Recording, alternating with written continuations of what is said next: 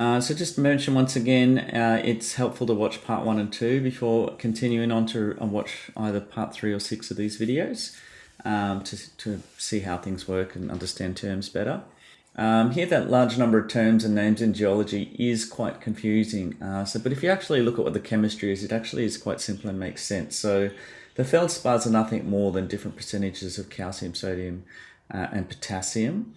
And I kind of just simplify this further, and I'll just call them their endmembers. So I'll just call it potassium feldspar, sodium feldspar, and calcium feldspar, really called sodium plagioclase and calcium plagioclase. But I think they simplify the whole naming system. But anyway, in reality, each sample contains a wide mix, and so there will be a feldspar, and they'll have certain percentages of sodium or calcium or sodium and potassium in them. And they won't just be a pure end member just full of just potassium or just pure sodium or pure calcium. Okay.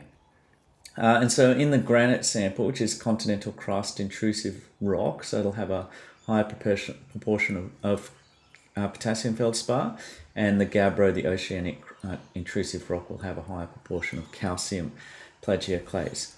Both cool in very slowly, so they have large crystals, and this is why I chose those samples rather than the fast cooling extrusive equivalents, which are rhyolite for granite and basalt for gabbro.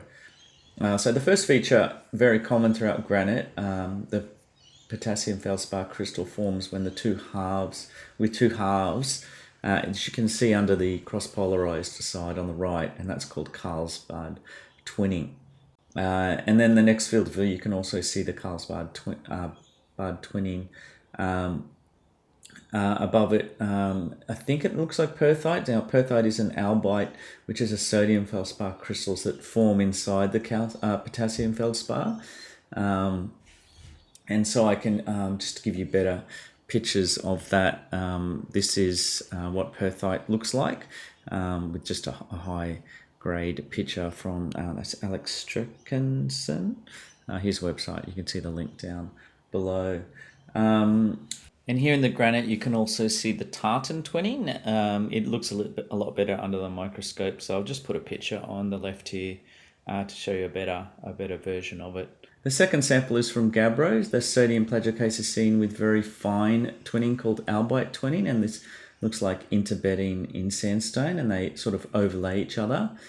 And the second is the calcium plagioclase, where the feature you can see where the crystal has large zoning that occurs with slow cooling and changing conditions. So there's a crystal forming over another crystal, it looks like, so layer upon layer over the whole shape.